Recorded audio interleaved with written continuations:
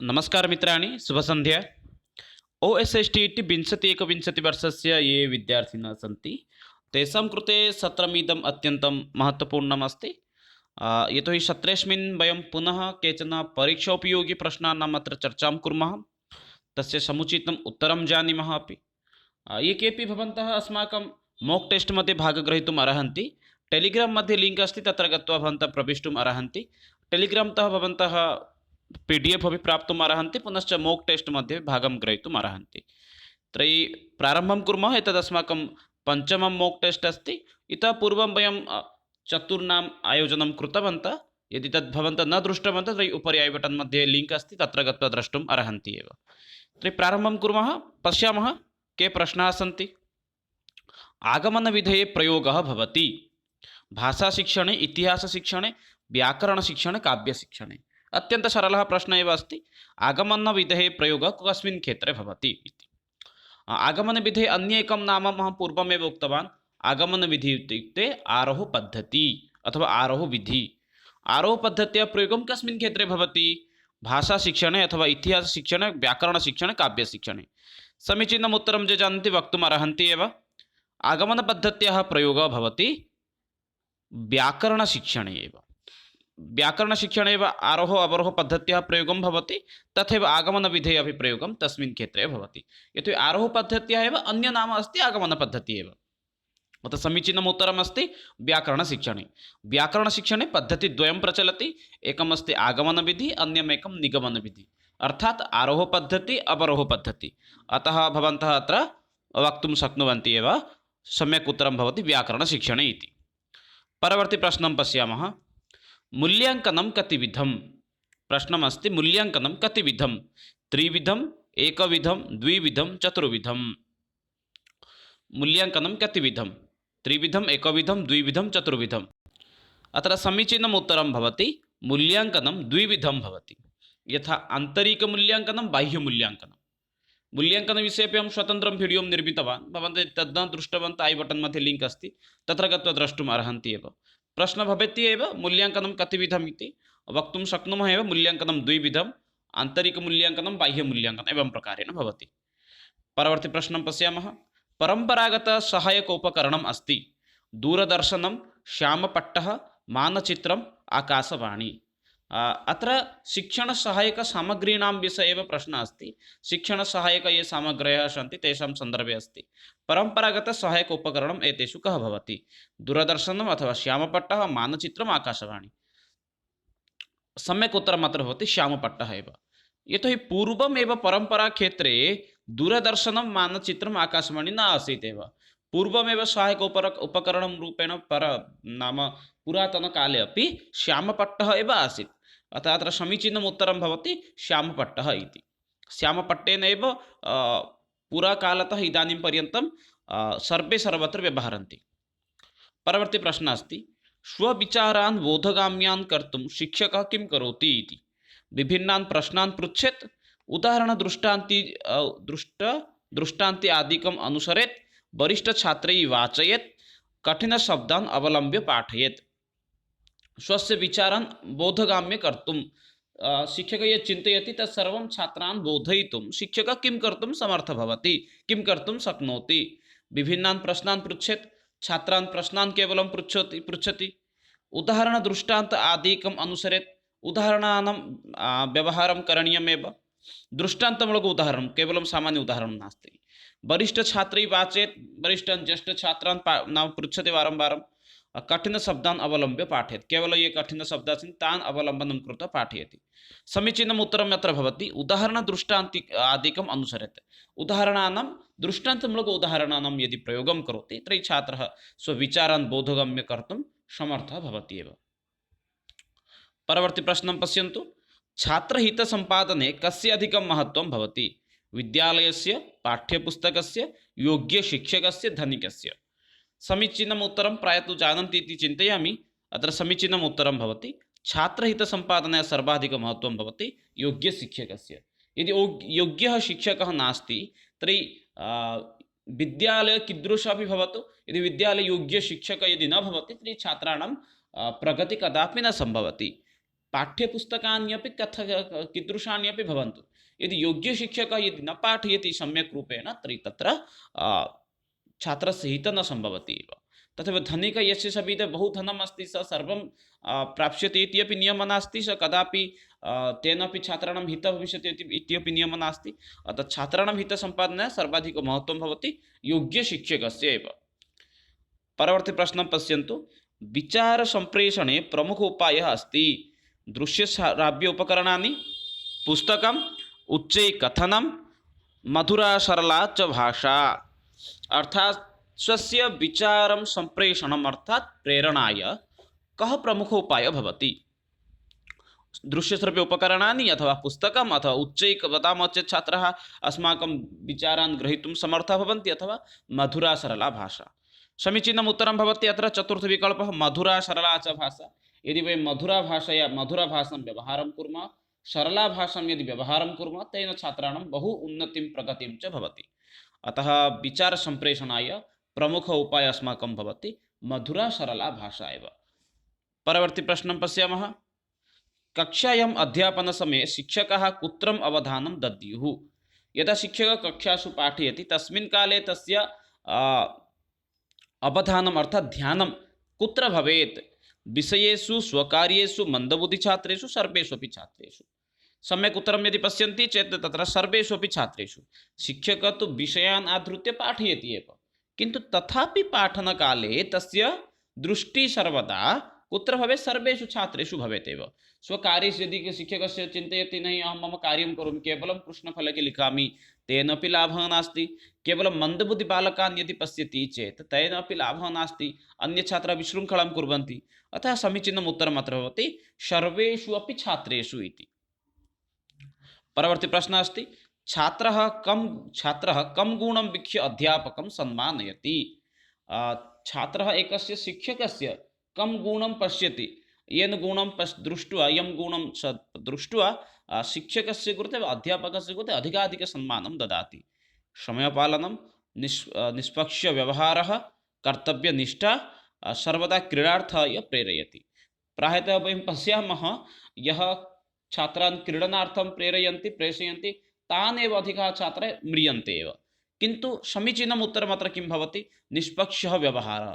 यदि एकः शिक्षकः उत्तमव्यवहारं करोति, सर्वैः छात्रैः साकं समानरूपेण यदि व्यवहारं करोति, तेन छात्राः तं शिक्षकम् अधिकं सम्मानयन्ति, अधिकं तेषां कृते सम्मानं ते प्रयच्छन्ति। अतः उत्तम अध्यापकस्य गुणं भवेत् एव निष्पक्षः व्यवहारः इति। परवर्ती प्रश्नं प्रति गच्छामः। कक्षायां समीचीनवातावरणं कदा निर्मितं भवति?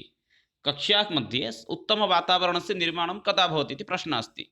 यदा छात्रः शिक्षकेभ्यः बिभेति, यदा शिक्षकः सम्यक् पाठयन्ति, यदा छात्राः शान्तः भवन्ति, यदा छात्रः स्वतन्त्रः भवति। सम्यक् उत्तरं ये जानन्ति वक्तुम् अर्हन्ति एव। कक्षायां समीचीनवातावरणं कदा भवति? अत्र यदि पश्यामः चेत् समीचीनम् उत्तरं भवति यदा शिक्षकः सम्यक् पाठयन्ति। यदि शिक्षकः सम्यक् रूपेण यदि छात्रान् पाठयति, तेन किं भवति? कक्षा परिवेश, कक्षा वातावरणं समीचीनं भवति। सर्वे अपि तत्र तुष्णितया भवन्ति, सर्वे शिक्षकस्य वाणीमपि शृण्वन्ति एव। अतः समीचीनवातावरणनिमित्तं सम्यक् रूपेण शिक्षकस्य पाठनमेव उपयुक्तः माध्यमं भवति। परवर्ती प्रश्नः अस्ति। अध्यापकः कीदृशः भवेत्? राजनीतिज्ञः, स्वार्थसम्पादकः, सामान्यकर्मचारी, ज्ञानवान्।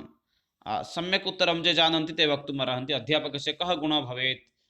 नैकेषु स्थानेषु वयं पठामः, सः ज्ञानवान् भवेत्, आदर्शवान् भवेत्, सः निष्ठावान् भवेत्, एवं प्रकारेण समयानुवर्तितः भवेत्। किन्तु अत्र प्रश्नः अस्ति अध्यापकः कीदृशः भवेत् एव। समीचीनम् उत्तरं यदि पश्यामः अत्र समीचीनम् उत्तरं भवति अध्यापकः यः भवति सः ज्ञानवान् भवेत् एव। यदि सः ज्ञानवान् अस्ति तर्हि तेन एव तस्य बहु अधिकाधिकलाभः भवति। परवर्ती प्रश्नं पश्यन्तु। शिक्षायाः मुख्यं कार्यं किम्? उपाधिप्रदानम्, अग्रिमकक्षाप्रवेशः, चरित्रनिर्माणं, न किमपि। वयं शिक्षां किमर्थं दद्मः? अस्माकं शिक्षाप्रदानस्य मुख्यं कार्यं किम् अस्ति इति प्रश्नः भवति। अत्र समीचीनम् उत्तरं भवति चरित्रनिर्माणाय। उत्तमचरित्रनिर्माणाय भाषायाः आवश्यकता अथवा शिक्षायाः आवश्यकता अधिकं भवति। अतः सर्वदा अस्माकं ध्यानं भवेत् उत्तमचरित्रनिर्माणाय शिक्षा सर्वदा दातव्या एव। परवर्ती प्रश्नं पश्यन्तु। शिक्षायाः प्रमुख अङ्गः भवति। शिक्षायाः प्रमुख अङ्गः कः भवति एव? पाठ्यक्रमः, धनं, विद्यार्थी, विद्यालयः। अत्यन्तं महत्त्वपूर्णः प्रश्नः अस्ति। कन्फ्यूस् करोति एव। सर्वे विकल्पाः समानरूपेण एव वयं ज्ञातुं पारयामः। शिक्षायाः प्रमुख अङ्गं किं? समीचीनम् उत्तरं यदि वयं पश्यामः अत्र समीचीनम् उत्तरं भवति। शिक्षायाः अङ्गद्वयं भवति। शिक्षकः, विद्यार्थी। यदि विद्यार्थी नास्ति चेत् शिक्षादानं कदापि कथञ्चित् अपि न सम्भवति। अतः शिक्षायाः प्रमुख अङ्गः भवति विद्यार्थी एव। विद्यार्थिं विना अन्यं सर्वं यदि पश्यन्तु, विद्यार्थी अस्ति, पाठ्यक्रमः नास्ति, शिक्षादानं प्रचलति एव। विद्यार्थी नास्ति, पाठ्यक्रमः अस्ति, शिक्षादानं न प्रचलति। तथैव धनमस्ति किन्तु विद्यार्थी नास्ति। इदानीं यथा उत्कले वयं पश्यामः, विद्यालयाः सन्ति किन्तु विद्यार्थिनः न सन्ति। अतः समीचीनं विकल्पः भवति एव विद्यार्थी इति। शिक्षकः, विद्यार्थी शिक्षायाः अङ्गद्वयं भवन्ति। सः आदर्शशिक्षकः भवितुं सम्भवति यस्य धनमस्ति, शिक्षणे रुचिः अस्ति, उपाधयः सन्ति, प्रतिष्ठा सन्ति। सम्यक् उत्तरं ये जानन्ति वक्तुम् अर्हन्ति एव। कः आदर्शशिक्षकः भवितुं सम्भवति वा भवितुम् अर्हति एव? अत्र समीचीनम् उत्तरं भवति यस्य शिक्षणे रुचिः अस्ति, यः पाठयितुं छात्रान् अधिकाधिकम् इच्छति, यः पठितुम् अधिकाधिकम् इच्छति, तस्य एव अधिकाधिकः आदर्शशिक्षकः भवितुं सः एव सम्भवति। अन्ये सर्वे तथा न सम्भवन्ति। यस्य धनमस्ति सः शिक्षकं भवितुम् अर्हति किन्तु आदर्शशिक्षकः नास्ति। यदि उपाधयः सन्ति चेत् कुत्रचित् उपाधिं तत् इदानीम् उद्योगप्राप्तं न भवति। समाजे प्रतिष्ठा अस्ति चेत् अपि तेनापि किमपि लाभः नास्ति। यावत्पर्यन्तम् अस्माकं शिक्षणे रुचिः नास्ति तावत्पर्यन्तं सः उत्तम अध्यापकः भवितुं कदापि न सम्भवति एव। परवर्ती प्रश्नं प्रति पश्यन्तु। परवर्ती प्रश्नम्, अनुशासनहीनतायाः कारणानि कानि? एतेषु कः अनुशासनहीनतायाः कारणं भवति? दूषितसामाजिकव्यवस्था, दूषितशिक्षाव्यवस्था, हीन आर्थिकव्यवस्था, आर्थिकदशा, एतानि सर्वाणि। यदि अत्र समीचीनम् उत्तरं वयं पश्यामः, अनुशासनहीनतायाः यदि कारणं भवति तर्हि एतानि सर्वाणि एव अनुशासनहीनतायाः कारणानि भवन्ति। दूषितसामाजिकव्यवस्था भवति चेत् छात्रः तथैव तस्य परिवेशः अपि दूषितः भवति, तस्य चिन्तनशक्तिः अपि दूषिता भवति। यदि दूषितशिक्षाव्यवस्था इत्युक्ते यदि शिक्षकः सम्यक् रूपेण न पाठयति तर्हि छात्राणामपि लाभः न भवति। अतः सः अपि दूषितशिक्षाव्यवस्था अपि अनुशासनहीनतायाः कारणं भवति। यदि अर्थव्यवस्था अपि यदि सम्यक् नास्ति, यदि सः सामान्यरूपेण यदि तथा तस्य सविधे अपि धनं नास्ति, यदि सः तथैव कस्मिंश्चित् प्रैवेट् विद्यालये मध्ये पठितुं गच्छति किन्तु तत्रस्थ ये छात्राः सन्ति तेषां यथा रूपरङ्गसौन्दर्यं भवति तथैव एतस्य न दृष्ट्वा एतस्य नास्ति इति धिया अपि सः किञ्चित् भिन्नरूपेण उपवेष्टुम् इच्छति। अतः एते सर्वे एव अनुशासनहीनतायाः कारणं भवन्ति। एतानि सर्वाणि अत्र सम्यक् उत्तरं भवति। परवर्ती प्रश्नं प्रति गच्छामः। शिक्षणे वस्तुनिष्ठपरीक्षणस्य मूल्याङ्कनं सरलं भवति इति सिद्धान्तः भवते कथं रोचते? वस्तुनिष्ठपरीक्षणस्य मूल्याङ्कनं सरलं भवति, एतत् सिद्धान्तं कियत् सत्यमस्ति इति पृच्छति। असत्यं, सत्यम्, अव्याप्तम्, अपर्याप्तं। यदि पश्यामः चेत् तत्र समीचीनम् उत्तरं भवति। शिक्षणे वस्तुनिष्ठपरीक्षायाः मूल्याङ्कनं सरलं भवति, एतत् सिद्धान्तः सत्यं भवति एव। मम दृष्ट्या सत्यं, सर्वेषां दृष्ट्या अपि सत्यं भवति। यतोहि वस्तुनिष्ठपरीक्षामध्ये सरलरूपेण प्रश्नान् कुर्वन्तु, सरलरूपेण अपि तस्य मूल्याङ्कनमपि भवति एव। अतः वस्तुनिष्ठपरीक्षाद्वारा मूल्याङ्कनं सरलं भवति, सत्यं भवति। परवर्ती प्रश्नः अस्ति, यदि कक्षायां कश्चित् छात्रः उत्तरं वक्तुं समर्थो न भवति तदा अध्यापकः किं कुर्यात्? स्वयम् उत्तरेत्, छात्राय शारीरिकदण्डं स्यात्, छात्रस्य अनुत्तरं कारणं ज्ञातुं यतते, अन्यान् छात्रम् उत्तरयितुम् आदिशेत्। अत्यन्तं सरलः भवति एव। छात्र उत्तरं न वदति, तस्य समाधानं वयं कथं कुर्मः इति। अतः यदि छात्र उत्तरं वक्तुं न अर्हति तर्हि तस्य कारणं शिक्षकः एव भवति। अतः तत्र शिक्षकः अनुत्तरस्य कारणं ज्ञातुमेव प्रयासं करोति एव। अत्र सम्यक् उत्तरं भवति, छात्रस्य अनुत्तरं कारणं ज्ञातुं स यतते। यतेत अर्थात् प्रयासं करोति, यत्नं करोति एव। परवर्ती प्रश्नं प्रति गच्छामः। परवर्ती प्रश्नं पश्यामः। समाजे अध्यापकस्य स्थितिः कीदृशी स्यात्? समाजे एकस्य अध्यापकस्य स्थितिः कीदृशी भवेत् एव? सामान्यजनवत्, प्रशासकवत्, आदर्शपुरुषवत् अथवा नेतृत्ववत्। यदि एकस्य अध्यापकस्थितिः कीदृशः भवेत् इत्युक्ते आदर्शपुरुषः भवेत्। यदि सः एकः आदर्शव्यक्तिः अस्ति, तेन एव सर्वे तस्य मार्गदर्शनं कुर्वन्ति, तस्य अनुगामिनः भवन्ति, तस्य वार्तां शृण्वन्ति। किन्तु यदि शिक्षकः स्वयं यदि गुट्खा खादति, मद्यपानं करोति, कदापि सः अपि आदर्शः न भवितुम् अर्हति। अतः समाजे अध्यापकस्थितिः सर्वदा आदर्शपुरुषवत् एव भवेत् एव। यतोहि छात्राः तस्य अनुकरणं कुर्वन्ति, परवर्तिकाले भाविनिकाले ते अपि तथैव भविष्यन्ति। अतः सर्वदा शिक्षकः आदर्शपुरुषवत् भवेत् एव। अध्यापकस्य वास्तविकं कार्यं किं स्यात्? परीक्षासु छात्राणाम् उत्तराणां मूल्याङ्कनं, पुनश्च शिक्षकम् आक्रमणहरणं, परवर्ती प्रश्न छात्राणाम् अनुशासनहीनतायाः नियन्त्रणं, छात्रकृतप्रतिभायाः यथासाध्यं विकाससम्पादनं। तर्हि अत्र समुचितम् उत्तरं भवति छात्रगतप्रतिभायाः यथासाध्यं विकाससम्पादनम्। अर्थात् अत्र शिक्षकस्य लक्ष्यं भवेत् अध्यापकस्य वास्तविककार्यं किं, छात्रमध्ये याः प्रतिभाः सन्ति तासां प्रतिभानां यथासाध्यं विकाससाधनम् एव अस्माकं मूलभूतलक्ष्यं भवेत्। अतः अध्यापकस्य वास्तविकं कार्यं किं, छात्रगतप्रतिभायाः यथासाध्यं विकाससम्पादनम् इति। शिक्षकेन प्रत्येकछात्रेण सह कथं व्यवहर्तव्यं? समत्वेन, व्यक्तित्वेन, मित्रवत् सम्बन्धः न स्थापनीयः। शिक्षकेन प्रत्येकछात्रेण सह कथं व्यवहारः करणीयः, प्रत्येकछात्रैः सह कथं तस्य व्यवहारः भवेत्? यदि सम्यक् उत्तरं यदि पश्यामः तर्हि मित्रवत्, सर्वदा शिक्षकः छात्रैः साकं मित्रवत् एव व्यवहारः करणीयः। येन किं भवति, छात्राः मित्रम् इति धिया संशयान् पृच्छन्ति, संशयस्य निवारणम् अपि भवति तेषां शीघ्रातिशीघ्रम्। अतः अत्र समीचीनम् उत्तरं भवति शिक्षकः प्रत्येकछात्रैः सह मित्रवत् एव व्यवहरितव्यः एव, येन छात्राणां विकासः सम्भवति। परवर्ती प्रश्नः अस्ति, भवतः मते शिक्षायाः कस्य क्षेत्रस्य समस्या सर्वत्र महत्त्वपूर्णा? प्राथमिकक्षेत्रस्य, उच्चशिक्षाक्षेत्रस्य, माध्यमिकक्षेत्रस्य, तकनीकीक्षेत्रस्य। अर्थात् अस्माकं मतानुसारं कस्मिन् क्षेत्रे अर्थात् कुत्र अधिकाधिक अस्माकं बलं भवेत् येन विकासः सम्भवति शिक्षाक्षेत्रे। अत्र समीचीनम् उत्तरं भवति प्राथमिकक्षेत्रे। प्राथमिकक्षेत्रे छात्रः यदि सम्यक् रूपेण यदि पठति तर्हि अग्रिमदिने सः उच्चक्षेत्रे अपि सम्यक् पठिष्यति, माध्यमिकस्तरे अपि सम्यक् करिष्यति, अनन्तरम् उच्चमाध्यमिके अन्यक्षेत्रे यत्र यत्र अपि सन्ति तत्रापि सः सम्यक् करिष्यति।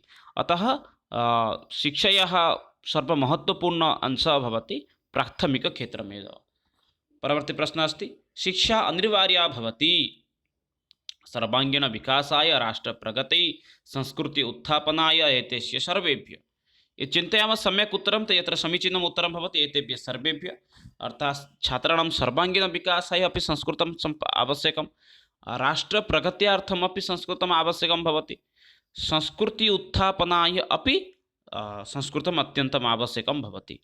अतः सम्यक् उत्तरं यत्र भवति तर्हि तद्भवति एतेभ्यः सर्वेभ्यः। एतस्मात् सर्वेषां कारणात् एव शिक्षा अनिवार्यं भवति एव। परवर्ती प्रश्न, कः आपस्तु बुद्धिदात्री? नाम आपस्तु अर्थात् विपत्काले, का विपत्काले वरं बुद्धिदात्री भवति, समस्यायाः संशयस्य निवारणं करोति। विलासस्य, समुचितशिक्षा, मित्रमण्डली, एतासु कापि न। यदि पश्यामः चेत् तत्र समीचीनम् उत्तरं भवति समुचितशिक्षा। समुचितशिक्षा एव किं भवति, आपस्तु अर्थात् विपत्काले, समस्याकाले बुद्धिदात्री भवति। समस्या मध्ये सन्ति, यदि उपयुक्तशिक्षां यदि भवान् गृहीतवान् तर्हि समस्याः समाधानम् अनुक्षणम् एव कर्तुम् अर्हति। अतः आपस्तु बुद्धिदात्री समुचितशिक्षा भवति एव। आपस्सु बुद्धिदात्री विद्या एवमपि सुभाषितं, सूक्तिः अपि प्रसिद्धं वर्तते। शिक्षायाः सर्वोत्कृष्टम् उद्देश्यं किम्? अस्माकं शिक्षायाः सर्वोत्कृष्टं लक्ष्यं किं? धनोपार्जनम्, उपाधिलाभः, सुनागरिकनिर्माणं, व्यवसायनिष्ठापरवर्धनम्। यदि पश्यामः चेत् तत्र सम्यक् उत्तरं भवति शिक्षायाः सर्वोत्कृष्टम् उद्देश्यं भवति सुनागरिकनिर्माणं। यदि सम्यक् नागरिकस्य निर्माणं भवति तर्हि अग्रे बहु कार्यमपि तैः सम्भवति एव। अतः शिक्षायाः सर्वोत्कृष्टम् उद्देश्यं भवति सुनागरिकनिर्माणम् इति। परवर्ती प्रश्नं प्रति गच्छामः। पाठ्यपुस्तकेषु सर्वाधिकं मुख्यं प्रकाराः सन्ति। पाठ्यपुस्तके सर्वाधिकं मुख्यप्रकाराः सन्ति श्रव्यं, दृश्यं, दृश्यश्रव्यं, पुनश्च उपयुक्तः सर्वे। प्रश्नः अस्ति पाठ्यपुस्तके कीदृशे के विषयाः अधिकाधिकं भवन्ति एव। श्रव्यं, दृश्यं, दृश्यश्रव्यम्, उपयुक्तं सर्वे इति। पश्यामः चेत् अत्र समीचीनम् उत्तरं भवति। पाठ्यपुस्तके दृश्य उपकरणेन अधिकाधिकं भवन्ति, अत्र श्रव्य उपकरणे न भवन्ति एव। पाठ्यपुस्तकात् वयं किमपि श्रोतुं न पारयामः, पाठ्यपुस्तकं केवलं वयं द्रष्टुं पारयामः। अतः समीचीनम् उत्तरम् अत्र भवति पाठ्यपुस्तके सर्वाधिकं मुख्य दृश्य उपकराः सन्ति इति। परवर्ती प्रश्नं पश्यन्तु। निम्नलिखितेषु दृश्य उपकरणम् अस्ति ग्रामोफोन्, चलचित्रं, टेप रेकॉर्डर, फ्लैश कार्डम् इति। सम्यक् उत्तरं ये जानन्ति वक्तुम् अर्हन्ति एव। निम्नलिखितेषु दृश्य उपकरणस्य अन्तर्गतः भवति येन केवलं वयं पश्यामः चेत् अत्र समीचीनम् उत्तरं भवति फ्लैश कार्ड इति। यतोहि ग्रामोफोन् श्रव्य उपकरणम् अस्ति, चलचित्रम् उभय दृश्यश्रव्य उपकरणम् अस्ति, टेप रेकॉर्डर केवलं श्रव्य उपकरणम् अस्ति। अतः सम्यक् उत्तरम् अत्र भवति फ्लैश कार्ड। फ्लैश कार्ड द्वारा वयं केवलं द्रष्टुं पारयामः, न तु वाक्यं, न तु श्रोतुं, केवलं द्रष्टुं पारयामः। परवर्ती प्रश्नः अस्ति शिक्षणे दृश्यसाधनानां सम्भवः भवति शिक्षणेन सह, विद्यालयेन सह, ज्ञानेन्द्रियेण सह कोऽपि न। समुचितम् उत्तरं ये जानन्ति वक्तुम् अर्हन्ति एव। शिक्षणे दृश्यसाधनानां सम्बन्धः केन सह भवति यदि चर्चां कुर्मः अत्र समीचीनम् उत्तरं भवति ज्ञानेन्द्रियेण सह। शिक्षणे दृश्यसाधनानां सम्बन्धः ज्ञान इन्द्रियेण सह एव अधिकाधिकं भवति। परवर्ती प्रश्नः अस्ति प्रारम्भिकस्तरस्य छात्रः मुख्यरूपेण किं पठनम् इच्छन्ति नाटकम्, उपन्यासं, समाचारपत्रं, कथाः इति। समीचीनम् उत्तरं ये जानन्ति वक्तुम् अर्हन्ति एव। प्राथमिकस्तरे अथवा प्रारम्भिकस्तरे वयमपि यदा आसन् तस्मिन् काले वयम् अधिकाधिकं कथाः श्रोतुमेव इच्छुकाः आसन्। तथैव प्राथमिकस्तरस्य ये केऽपि छात्राः सन्ति ते सर्वे एव कथां श्रोतुमेव इच्छन्ति। परवर्ती प्रश्नः अस्ति संस्कृतभाषायां मूल्याङ्कनस्य महत्त्वम् अस्ति छात्राणां प्रगतेः ज्ञानम्, उद्देश्यानां प्राप्तिसहायक, व्यक्तिगतमार्गदर्शने सहायक अथवा सर्वे। मूल्याङ्कनस्य महत्त्वं कस्मिन् क्षेत्रे अधिकाधिकं भवति यदि चिन्तयामः चेत् सम्यक् उत्तरम् अत्र भवति उपयुक्त सर्वे एव। छात्राणां प्रगतिनिमित्तं ज्ञानस्य आवश्यकमस्ति, उद्देश्यप्राप्तिनिमित्तमपि किं संस्कृतभाषा सहायकी भवति एव। परवर्ती व्यक्तिगतमार्गदर्शने अपि सहायकं भवति, अतः अत्र समीचीनम् उत्तरं भवति सर्वे इति। परवर्ती प्रश्नः अस्ति वर्तमानसमये संस्कृतपरीक्षा आयोजिता भवन्ति वस्तुनिष्ठरूपे, मौखिकरूपे, निबन्धात्मकरूपे सर्वे। समीचीनम् उत्तरं ये जानन्ति वक्तुम् अर्हन्ति एव। सम्प्रति कीदृशाः परीक्षाः प्रचलन्ति इत्युक्ते वस्तुनिष्ठपरीक्षाः भवन्ति एव, मौखिकपरीक्षाः अपि भवन्ति, निबन्धात्मक इण्टर्व्यू भवति मौखिकपरीक्षा, परवर्तीकाले निबन्धात्मकपरीक्षा तदपि प्रचलति अर्थात् रचनालेखनम्। अतः सम्यक् उत्तरम् अत्र भवति सर्वे इति। परवर्ती प्रश्नं पश्यन्तु। अन्तिमं प्रश्नं भवति संस्कृतशिक्षणस्य प्रमुखम् उद्देश्यम् अस्ति रक्षात्मकं, ज्ञानात्मकं, सृजनात्मकम्, उपयुक्ते सर्वे इति। यदि पश्यामः चेत् संस्कृतशिक्षणस्य प्रमुख उद्देश्यं द्वयं भवति। एकम् अस्ति प्रारम्भिकसमये एकमेव अस्ति एव ज्ञानात्मकम् इति। शिक्षणस्य उद्देश्यत्रयं भवति ज्ञानात्मकं, भावात्मकं, मनोगत्यात्मकम्।